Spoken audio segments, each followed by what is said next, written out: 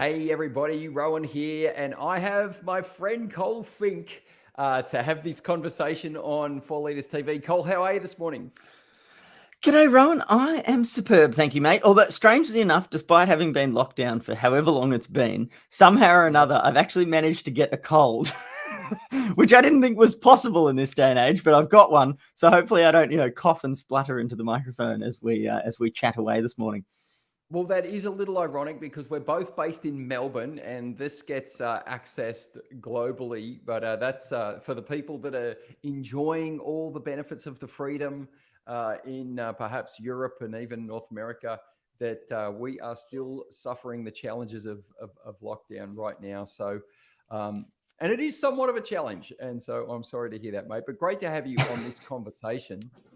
I just for context, I've known Cole for quite a number of years and just love his work. And he's been able to contribute to the space, the leadership space, specifically with regards to communication, but also more recently with this idea around engagement. And I was thinking about Cole, how much the world has changed.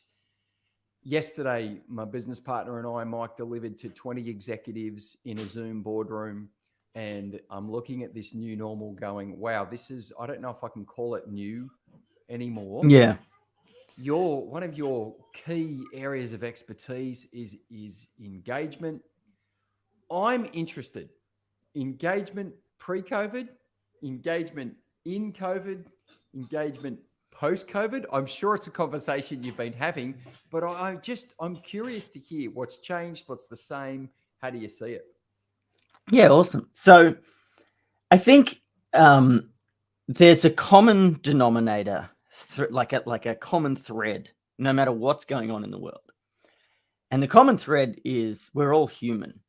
And we don't evolve that quickly. And so Yeah. a human born 500 years ago had the same basic makeup as a human born today, and a human born in 1,000 years will probably be, largely the same. And so whilst the environment around us is changing incredibly rapidly, like right now, I mean, our mutual friend Matt Church had this presentation he would give at conferences for a long time called "The Decade of Disruption." And 5 years ago, he's talking about how change is accelerating and you constantly got to keep up and all that kind of thing. And then the last 2 years or 18 months or whatever it's been has demonstrated that change can come even faster than we thought was Absolutely. already Yeah. kind of as quick as it could come. And the people that are embedded in this kind of accelerating technological wave that's coming, the people are the same.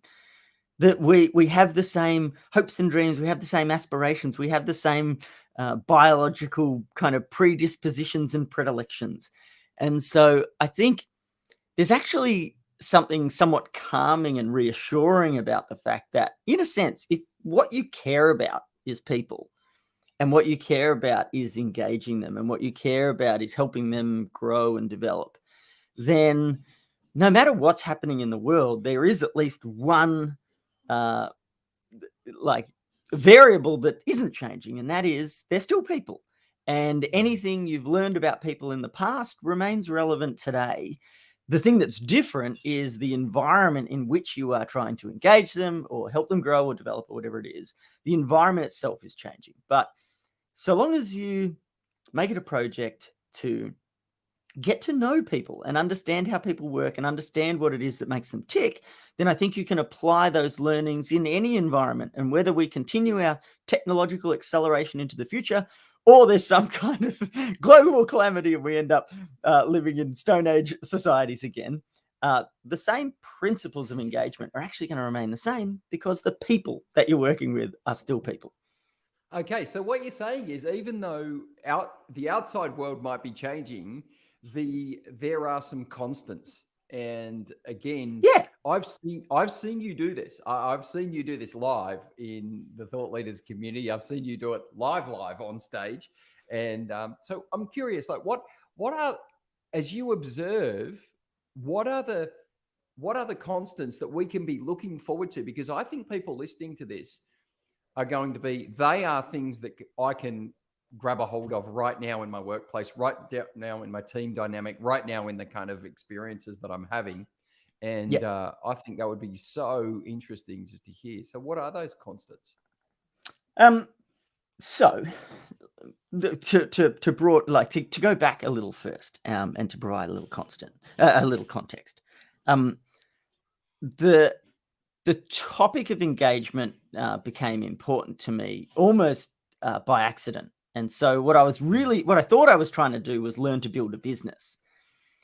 And what I discovered over time was that the skills that I was cultivating and the practices that I was learning had this common thread. And the thread was I was trying to capture people's attention, maintain their attention, maintain their energy and enthusiasm.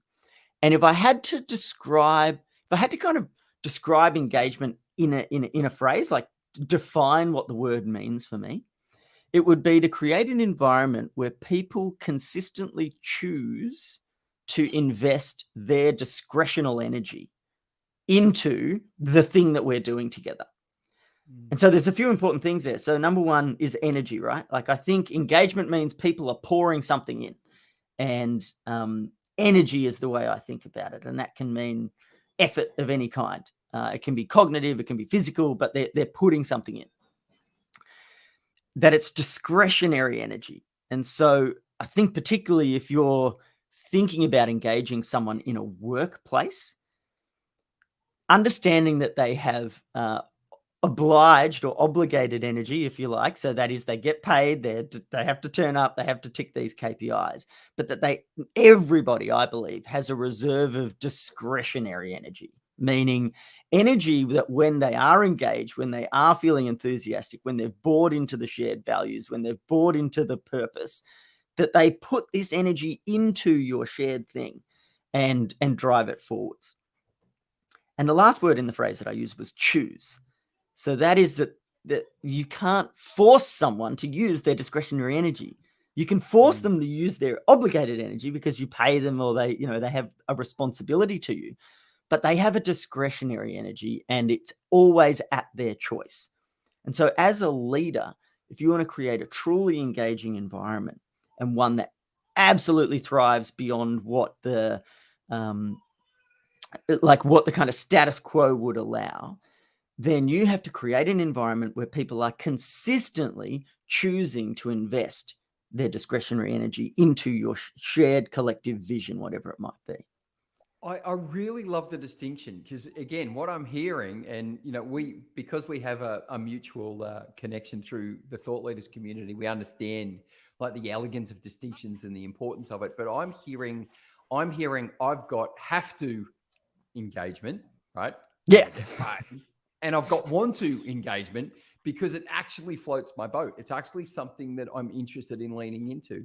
And Yeah. I love that distinction. That just makes a really big difference for me as a leader.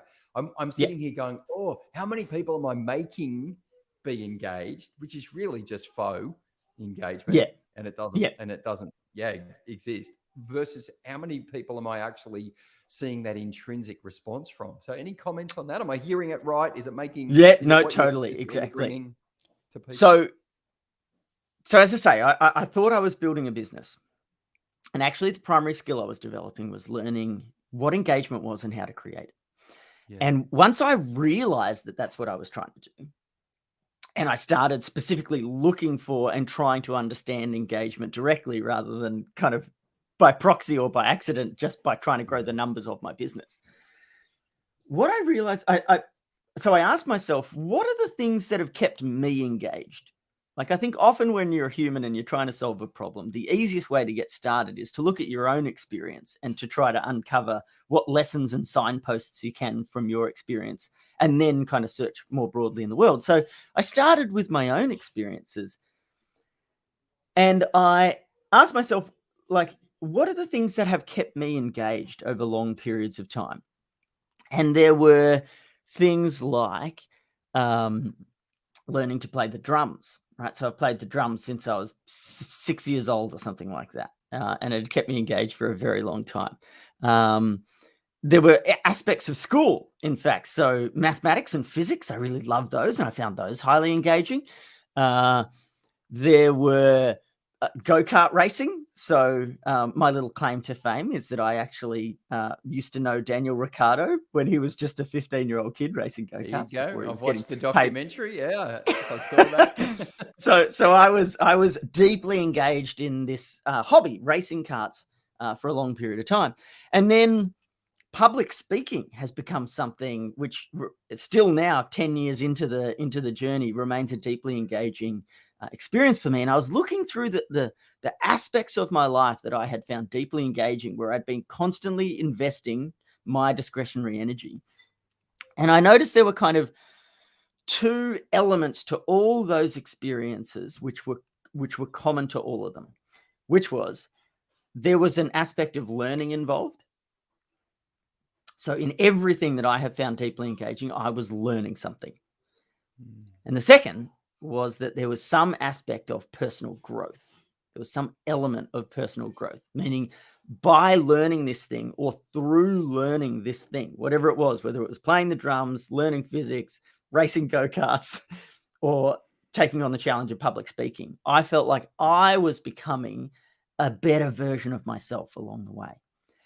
And as I took that realization and started to interview a bunch of other people and ask questions and explore engagement for others, these two themes continued to pop up. When people are engaged, I want to say, there's always exceptions to every rule, right? But I reckon this is true enough, often enough, that I'm willing to declare this to be a fact. When people are engaged, they are learning something and they are experiencing personal growth. And so if you want to develop engagement, just provide an environment where people can learn and grow. And if you can create a way to reliably put those two things into whatever it is you're trying to do. So whether you're trying to grow a business or grow a tribe, a hobby, whatever it is, create an environment where people get to learn and they get to apply that learning in a process of personal growth, then you will have deeply engaged participants.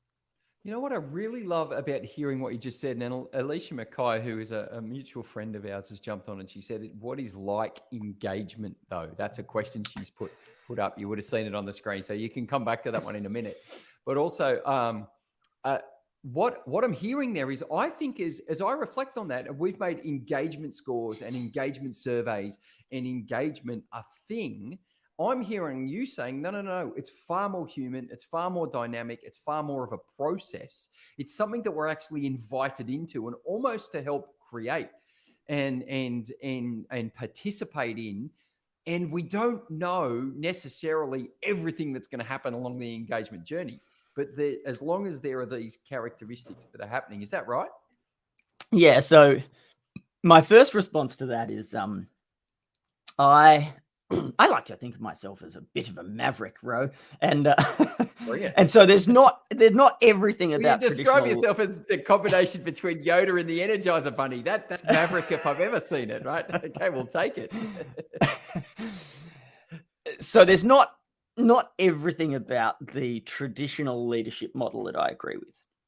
And I was having a conversation with a friend of mine, Chris Kerno, the other day, and he used the phrase. It was a kind of it was a reaction to the famous Peter Drucker quote, but he said, "If you can measure it, it's probably not worth managing." Right. So the opposite of that famous Drucker quote, if you can't measure it, it's not worth managing. And I have a terse relationship with measurements, in the sense that I understand that when you place a metric around something, when you place a KPI around something, when you place a measurable, visible number to a thing, it gives you some ability to alter it or affect it. And the goal is obviously that you make the number go up. The problem with those strategies is that the goal shifts subtly from improving the thing you're trying to change to making the number go up. And any time, in my experience, you put a number on something, you subtly shift the goal. And people react by trying to make the number go up rather than improving the thing that the number's actually trying to measure. So one of the things that I dislike about that is that it means that engagement sometimes becomes manipulation. Okay, so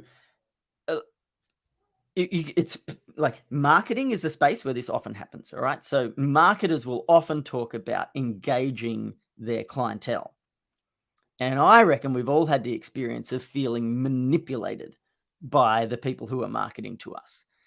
And this is what happens when you just make the things you're aiming a number rather than the human experience of it. And so when a marketer tries to just push their numbers up and they don't care deeply about the clients, the humans that they're interacting with, it shifts from engagement to manipulation, and it takes on a quality which to me is really icky and like quite repulsive. And so I'm not completely against the idea of having measurements and KPIs in an organization to help you improve your engagement. But I think there needs to be a constant, conscious effort to maintain the focus on true engagement with real humans who are learning and growing, and not to accidentally replace the human experience with a proxy number, which forces us into doing things which can slip into the kind of manipulative space, if that makes sense.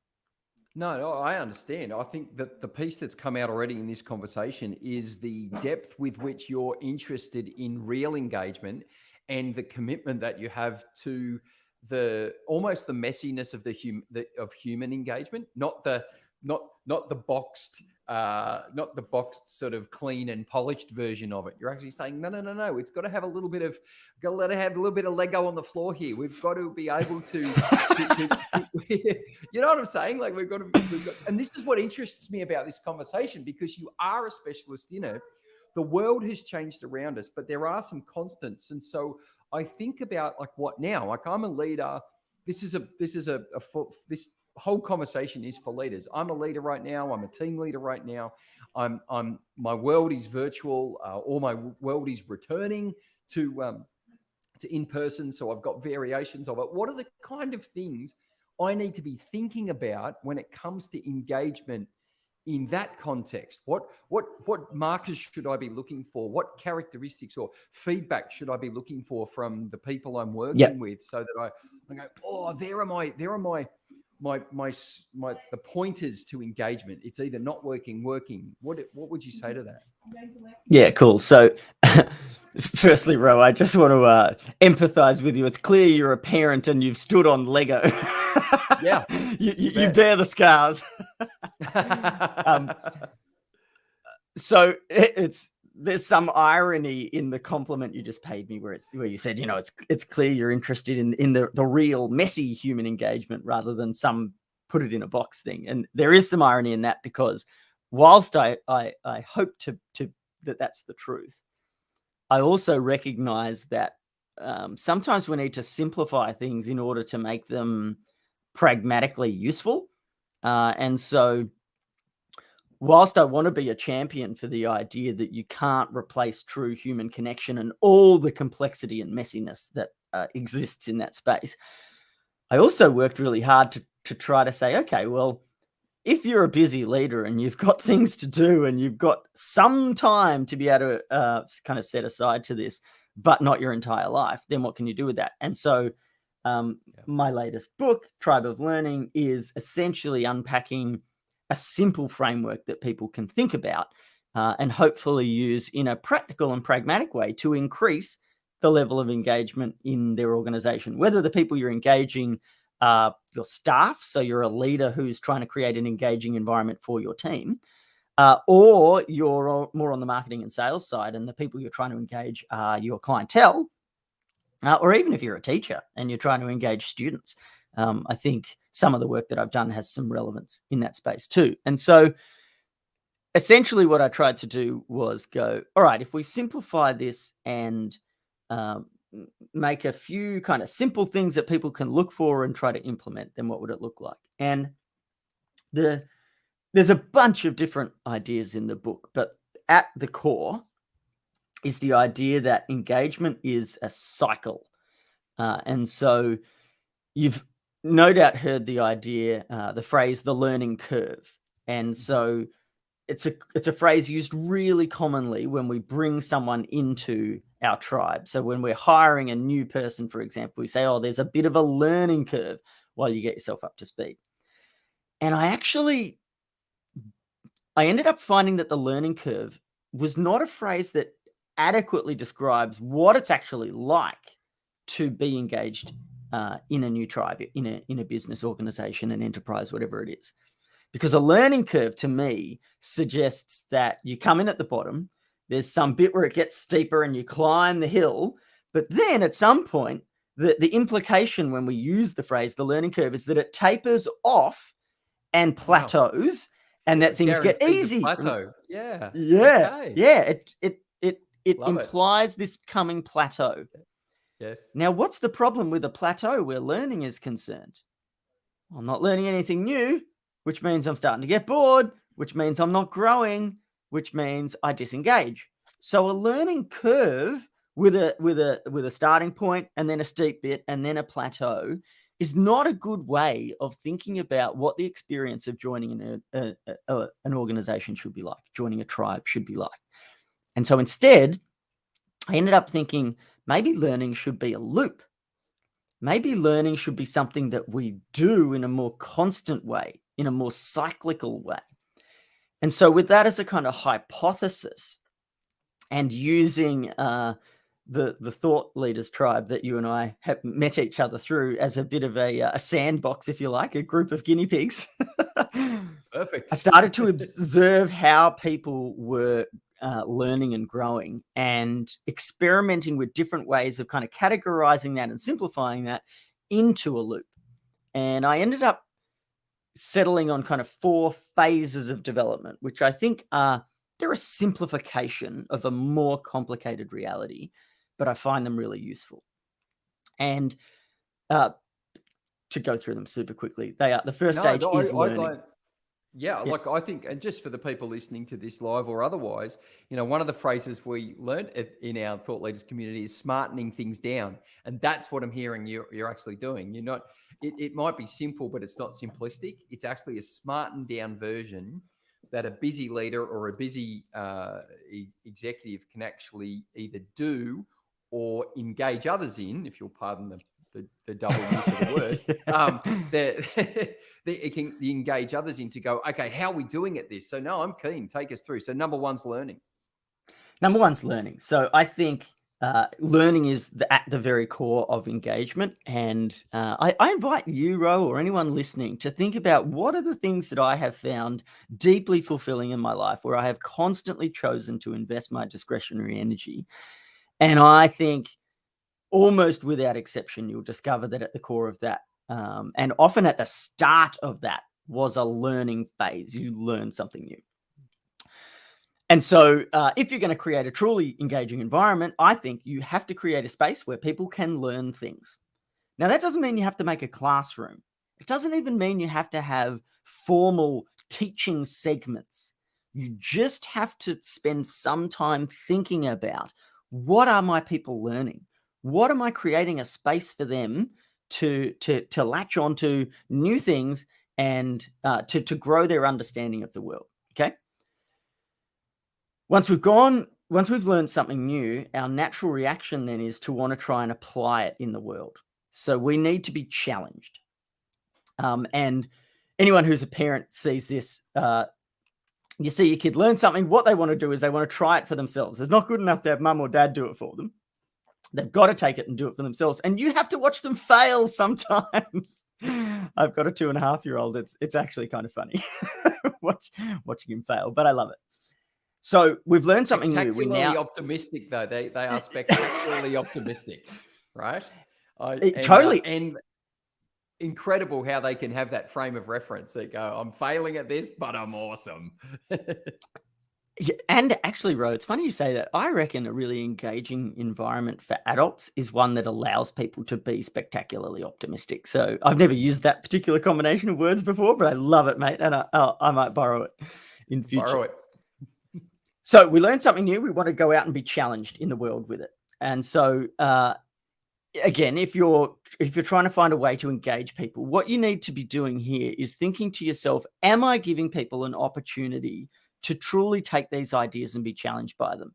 And so I think a lot of organizational environments are quite rigid in the ways that they allow people to tackle problems. And so that can be a disengaging environment because people don't truly feel like they're allowed to expose themselves to challenges and test their limits. And so, if a person is not feeling challenged at any point in their participation in your organization as a client or as a staff member, they're going to disengage, basically. So we want to be challenged, which is phase 2. Now, of course, at some point, we want to make progress, which is stage 3. So stage 3 is that you've learned something, you've taken it out and put it into practice and been challenged, and at some point you make progress and you receive the reward. And this is the easiest part to oversee because often the reward is just the feeling of doing it itself is enough, or the adulation from peers and friends and colleagues and all the rest of it. Rewards don't always have to be tangible. They certainly don't have to cost money. In fact, I would argue that the human rewards are generally the ones that are the most powerful and engaging. Yeah, they're more fulfilling. Yeah. Totally. Which brings us to the final phase. And this is the one that I think a lot of leaders and a lot of organizations have failed to recognize as a deeply critical component to successful engagement. This is the one which people naturally try to do it themselves, but where there needs to be an environment conducive to it in order to make sure that it actually works really effectively. And the final phase of the learning loop is contribution, meaning we've learned something new. We've gone out, taken it out into the world and been challenged by it. And we've had to work at it. Then we've made progress. Like we've cracked the nut in some way. We've reached some new level of capability and understanding, and we've received the reward from that. The thing that we want to do next is contribute our learnings back to the collective group. We want to share our lessons. We want to help the next person. We want to feel like it wasn't just for our gratification that we did something, but in fact, we are driving the entire community that we're a part of forwards. And if we can create environments where people feel like they have not just an opportunity, but they're genuinely invited and encouraged to give their input, give their learning, share their insights that help the next people that are to follow them to stand on the shoulders of giants, if you like, and see further. We love that. And that might be the most fulfilling phase of all. And without an opportunity to contribute something back, we look back at the effort that we invested, the discretionary energy that we invested, and consciously or subconsciously, if we're not able to contribute that back so that it's invested back into the collective future, we ask ourselves, well, what was the point of that? Yeah. Maybe that wasn't worth it. And it's a moment in time where people frequently disengage. So if we give them that opportunity to contribute something back, that almost allows you to close that chapter in your journey of learning and growth and then step into the next one, which means you can move from contribution back to learning, and you're going to learn something new, take it out in the world and be challenged, make progress, receive a reward, and then contribute your insight and learnings back. And that becomes this kind of virtuous, self-fulfilling, self-fueling cycle that can keep people deeply engaged for months and years and decades at a time. Oh, see, I'm hearing something even more inspiring than that. And I want to encourage you with this because just again, for our listeners and people watching this after the fact, we don't rehearse these, we don't script them. We want to have a conversation about someone's genius. And that's this idea of Col. There's actually an old school a piece of wisdom. It's 3,000 years old, and it says the way of the wise winds upward. And what I heard you say is this idea of the learning loop actually continues to almost ratchet me up. But the key piece there, and this is kind of counterintuitive, because if I make engagement again as just an end in itself, not something that I possess that I then pay forward or give to others, I miss that opportunity to step into the next piece of the upward cycle of engagement, or the upward cycle of learning, or the upward cycle of challenge. And so there's, again, leaders that are listening, this idea of asking people to give back sounds like a real special sauce when it comes to what the beauty of a tribe of learning is, or what that engagement piece is around you. So is that right? Am I understanding this correctly, Cole? Well, it's interesting that you use this hand motion, this idea of kind of a helix reaching up into the sky. Yeah. I think of the learning loop exactly that way. Like if you see me teaching this in a training program or coaching someone through its implementation, I'm making the hand motion that you just made over and over and over again. There you go. Because unrehearsed. Exactly. Well, I love that. It means there's some synergy in the thinking here, right? It means that it means that we're sharing a wavelength, which I love. So one of the things that I think is really useful about the learning loop and about these upward journeys into the future, right? These upward journeys of forward progress, is that the loops can vary in size. Okay, so the word fractal comes to mind for me. So fractal artworks are those ones which are infinitely beautiful. No matter how far you zoom in or out, there's always detail to be found. So you can make them bigger or smaller and they retain their beauty. The learning loop can be made bigger or smaller and retain its efficacy. So I'll give you an example. I'm on about my third or fourth career by now. And I think of each of those careers as a learning loop. So they're 7 to 10 years long. And if you look at that 7 to 10 year arc, then the first few years was primarily about learning. The next few years was primarily about challenge. The next few years was primarily about progress and success. And the final few years is primarily about contribution. And once I'd gotten to the end of that loop on a very large scale, that's when I was ready to move on to something else. But then if you zoom in and look at a bit smaller, if you look at, say, a year within any one of those careers, often I start years because I'm one of those people who uses the new year as an opportunity to reset, and I take all the psychological benefits of the new year and try to use them to change things. Fantastic. Well, I think it's a bit naff, so I often don't admit it. But you don't admit to it? Yeah, I don't admit to it, but it happens, okay? And so you heard it here first, folks. Cole has a naff approach to the new year, everybody, just so that you know. So sometimes I look at years and notice that they look like a learning loop, where the first few months I'm learning something. The second few months I'm deep in the challenge of implementing it. The next few months I'm like enjoying the success and the reward and the progress. And then at the end, I'm teaching what I've learned to others. And you can continually shrink that loop down and down and down to the point where it could even be, let's say you've got a job in an office and your task this week is to learn this new learn something with a spreadsheet, right? Like it can be really small and seemingly insignificant, but you want to learn what VLOOKUP does.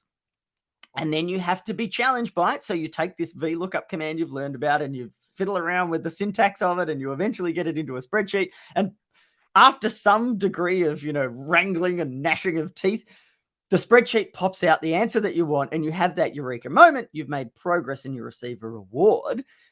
And then the next time someone in your organization has to learn to use VLOOKUP, you can't wait. You can't wait to be the person that jumps over to their desk and says, yeah, I'll show you how to do it. Okay, so see how this goes, blah, blah, blah, blah, and that's you contributing something back. So a learning loop can be as small as a couple of hours and it can be as large as a lifetime. And the key kind of insight that I would love people to take away is if you notice that you or someone you care about is stuck on the learning loop, all you need to do is make the loop a little bit smaller. Okay. So I'm sure we've all had that experience where we're in a career, we're in a role, we're tackling a challenge, and we feel like we're stuck and we're not getting anywhere. And interestingly, I've noticed, and I talk about this a little bit in the book, I've noticed we can get stuck in any of the 4 phases. But for the sake of a hypothetical, let's say someone's stuck in challenge, which is a very common place to get stuck. So we've learned something new and we've been trying to tackle it. So possibly you're a leader, you've got someone on your team, a direct report, you've given them some new responsibility and they are stuck in the challenge. So you've given it to them to kind of take on this new responsibility, this new role, whatever it might be, and they aren't cracking the nut. They're not making progress. And you can see them getting more and more frustrated. You're getting more and more frustrated because you're not getting what you need. And you've kind of reached this impasse where you're both stuck. And the insight that the loop can offer you and the help that it can provide is often the way to unstick someone is to give them a slightly smaller loop. So let's say you've asked them to take on a whole new role and they're really struggling with that. And they've been stuck there for a couple of months, not really rising to it. The opportunity is to say, okay, this element of it or this smaller chunk of it, can you learn this thing and then implement that and get it happening? And what we can do by shrinking the loop a little bit and giving them a slightly smaller chunk to bite off is we create an environment where they're more likely to succeed because it's less of a challenge. And then that gives them an opportunity to move through the rest of the loop. They get to make some progress and receive the reward. They get to give a little contribution back. And that builds momentum on their journey of learning and personal growth. And that momentum feeds back into the loop. And so by shrinking the loop anytime someone gets stuck, then we give them an opportunity to gather the momentum from the slightly smaller loop and use that to carry them through into the bigger stuff. So that's one of the ways you can use this model. That's such a useful way of figuring out how to get through the hard stuff. I just appreciate going, because what you're actually looking for is you're actually looking for people, irrespective of the size, you're looking for them to navigate their way through the learning and engagement loop. And in doing so, they then empower themselves and contribute to the bigger picture, which positions them in a way to move to the next level of the learning loop, which starts it all over again. So exactly. The genius of this is that it's a very repeatable process, but what you might be doing each time in different contexts is very different. The life context, the relationship context, the family context, the business context, the immediate work context between now and lunchtime today, those sorts of things. It's that useful, right? That's the degree to which you back it. So as we land this conversation, Col, I want to have a consequences conversation. So what's the payoff for me when I lean into this tribe of learning idea, and what's the cost of not? Like, what are you seeing that divergent path for people? Because I think if we can hear those things, we'll be able to even more effectively identify where we're at on the path and what we can do about it. Yeah, awesome. So I think we live in an age of leadership where it is now well recognized that the levers you can pull to create a high performance organization are many and varied, and that we have relied for too long on a single lever, remuneration. If I pay them more, they'll do better work. We know that's not true. We know the correlation is tenuous at best. Not enough. Yeah. Good. So the question then becomes, how do I get my hands on the other levers that make them work effectively? And I think that most leaders have a pretty clear sense of the kinds of things that the levers are. It's fulfillment in the role, it's recognition in the role, it's the culture of the place, it's freedom. Like, there's all these other elements other than remuneration which can attract and retain the best people to be your staff, or which can attract and retain the best people as your clients, right? This is one way you can access other levers. The learning loop gives you a framework within which you can design an experience and design a space for people to take ownership of their own outcomes and to enjoy the benefits of a constant journey of learning and personal growth. And if someone feels like they're in a constant learning journey and they feel like they are making constant forward progress and they're constantly growing as a person, then the degree to which they are going to turn to remuneration as the thing that they need to keep them around drops massively. And we are seeing now, I've heard someone call this phase of business development the great resignation, because now that the world has gone so close to completely virtual, it means that everyone in the world can work anywhere, which means the best people are now no longer restricted by geography for the place that they can work. And if there's a better company in a different continent that is a better fit for me, then I can go there. And so companies then have an option. You can either lean really hard on the remuneration lever, and you're going to have to spend a lot of money to attract and retain the best people. Or I think you can create an environment and a space where those people are gaining a lot more from their involvement in your organization than just the money that you're paying them, and that they are attracted by what they feel like, by the journey they see the opportunity to go on, and they stick around because of the experience of constantly learning and growing. And so organizations have been losing people for years because they get stuck in the contribution phase, right? They're not getting promoted any further, and they're kind of like a wise elder of the organization, but all they're doing is helping the people around them, and they're not on a journey of their own. Applying the learning loop means that we don't have to promote them to make them feel like they're making progress. We just have to create a space where they get to learn something new, apply it in challenge in the world, make progress, receive a reward, and then contribute something back. And that person is going to stick around for years. So the cost of not doing it is either you have to just pay more and more and more to attract and retain the best people, or you've got to work it out some other way to create a space that engages people. Yeah. So, and thank you. And in a minute, I'm going to ask you just to let people know where they can hear more about you. I was keen to have this conversation because I wanted to understand more about the connection between engagement and the idea of your new book, Tribe of Learning. Yeah. What I just heard you then was, as a leader, you just gave me a 4-step conversation to have with everybody I work with. Yep. And the 4-step conversation is a conversation that follows each of the engagement loops to find out how everyone's going, where they might be stuck, what could be next, what could be fulfilling and challenging for them outside of the pay packet.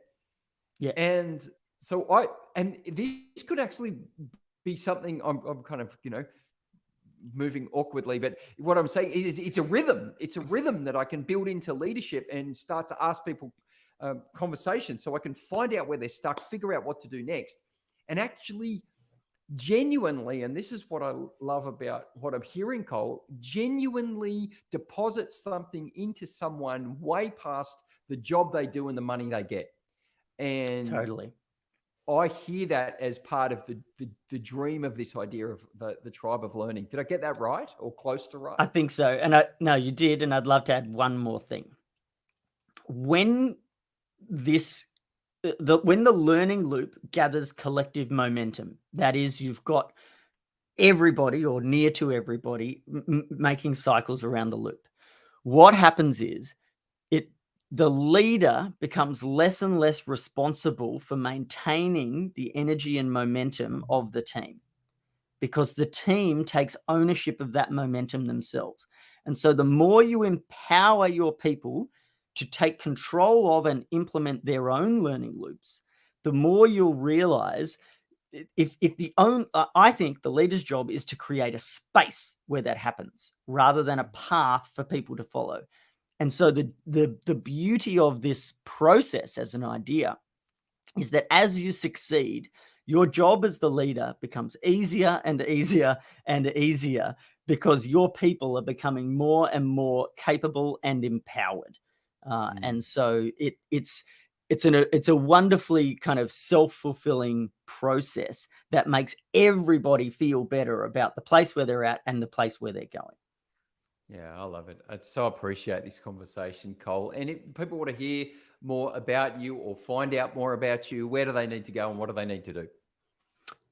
So I have a relatively unique name, which is useful in a global online society. So Col Fink, Colfink. If you search that combination on Google or any of the There social is no other. platforms, There is only one. yeah, I will be the first hit. But colfink.com is where you can find me. It's where you can grab my books and watch a bunch of videos, read a bunch of articles. And yeah, look, I'm the type of person who loves to help people make progress and implement this type of thing. So if people have been inspired or in some way intrigued by the conversation you and I have had, Ro, and they'd love a conversation of their own, I invite you just to send me an email, col@colfink.com. Tell me what's going on in your world, and maybe we can set up a time to have a chat. We'll look forward to that. Thank you so much for this conversation, mate. It's always good seeing you, and I'm just thrilled personally to have heard a bit more about this, but also just to share it with the world. Thank you. Well, Ro, if I may throw a compliment back to you, I have always been so inspired by the work that you do, and your stand for leadership, I think, has been a long and enduring and an incredibly powerful one. I'm one of those people who watches everything you do, reads everything you write. And I just appreciate everything that you've done, and I appreciate the opportunity to join in and offer my little insight here as well. So thanks, Ro. I love it, mate. Pleasure, mate. Thanks, everybody.